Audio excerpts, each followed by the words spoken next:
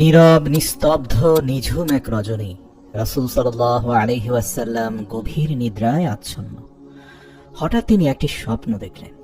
স্বপ্নে তিনি দেখলেন জিবরাইল আলাইহিস সালাম তার পাশে দাঁড়িয়ে আছেন, তার হাতে একটি রেশমি রুমাল।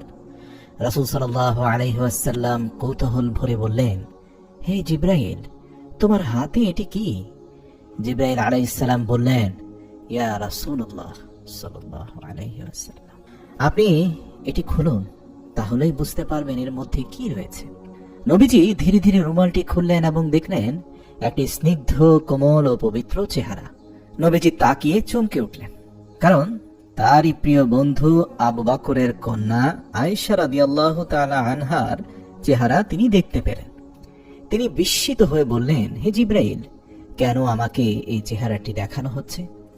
জিবরাইল আলাইহিস সালাম বললেন, ইয়া রাসূলুল্লাহ, তিনি হবেন সেই মহিমান্বিত নারী যিনি এই দুনিয়াতে এবং আখিরাতেও আপনার স্ত্রী হবেন।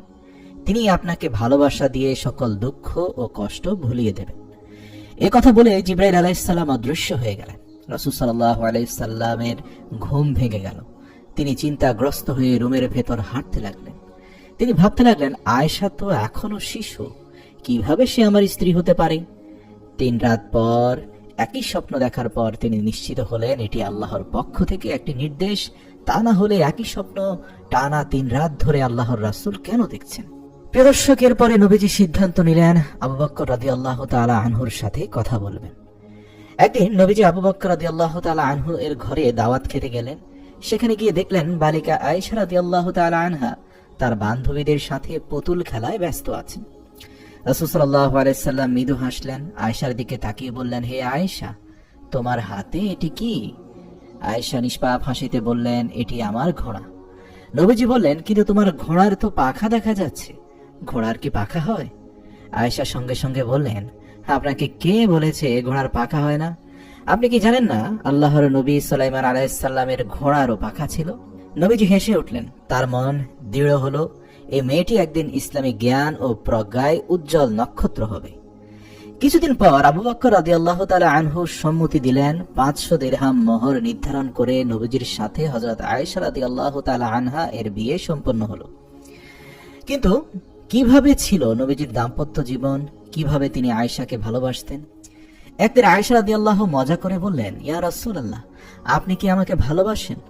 নবীজি সাল্লাল্লাহু আলাইহি ওয়াসাল্লাম বললেন, হ্যাঁ আয়েশা, আমি তোমাকে খুবই ভালোবাসি। কিছুদিন পর আয়েশা আবার জানতে চাইলেন, ইয়া রাসূলুল্লাহ, আমাদের দাম্পত্য জীবনের 4 থেকে 5টি বছর পার হয়ে গেছে, আপনার ভালোবাসা কি এখনো আগের মতো আছে? নবীজি মুচকি হেসে বললেন, আমার ভালোবাসা তোমার জন্য সেই প্রথম দিনের মতোই আছে, যেমনটি করে শক্ত করে রশির গিঁট বাঁধা থাকে। আয়েশা রাদিয়াল্লাহু এই কথা শুনে আনন্দে হাসলেন। নবীজি তার স্ত্রীর সাথে রসিকতা করতেন, তার সাথে দৌড় প্রতিযোগিতা করতেন।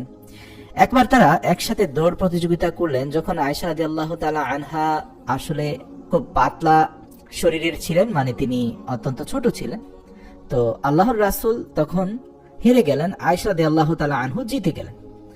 এরপর অন্তত 10 বছর পরে আল্লাহর রাসূল সাল্লাল্লাহু আলাইহি সাল্লাম দেখতে পেলেন যে আয়েশার বয়স হয়েছে, সে যথেষ্ট স্বাস্থ্যবানও হয়েছে। এরপর বললেন, আয়েশা, চলো তো এবার আবারও আমরা দৌড় প্রতিযোগিতা করি। আয়েশা সেবার হেরে গেল। নবীজি মুচকি হেসে বললেন, এবার আমিই জিতলাম আয়েশা। আয়েশা বললেন, ইয়া রাসূলুল্লাহ, আমি তো তখন ছোট ছিলাম, তাই জিতেছিলাম। নবীজি হাসলেন। এই ছিল তাদের দাম্পত্য জীবন, যেখানে ভালোবাসা, সম্মান ও বন্ধুত্ব একসাথেই ছিল। প্রিয় দর্শক, নবীজি ও আয়েশার ভালোবাসা ছিল চিরন্তন। যখন নবীজি অসুস্থ হয়ে পড়েন, তিনি আয়েশা রাদিয়াল্লাহু তাআলা আনহা এর কোলে মাথা রাখেন। তিনি বলেন, আমি চাই আমার মৃত্যু তোমার কোলেই হোক আয়েশা। আয়েশা রাদিয়াল্লাহু তাআলা তার হাত দিয়ে নবীজির মুখ মুছেন। তিনি রাসূল সাল্লাল্লাহু আলাইহি সাল্লামের শেষ নিঃশ্বাসটি পর্যন্ত আল্লাহর রাসূলের চেহারার দিকে অপলক তাকিয়েছিলেন। এই ছিল ভালোবাসার এক নিখুঁত দৃষ্টান্ত, যা পৃথিবীর বুকে বিরল।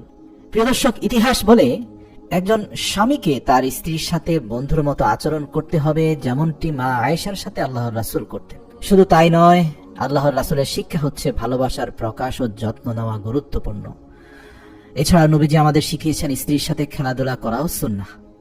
এছাড়াও পারস্পরিক সম্মান ও ভালোবাসাই হলো সফল দাম্পত্য জীবনের মূল ভিত্তি।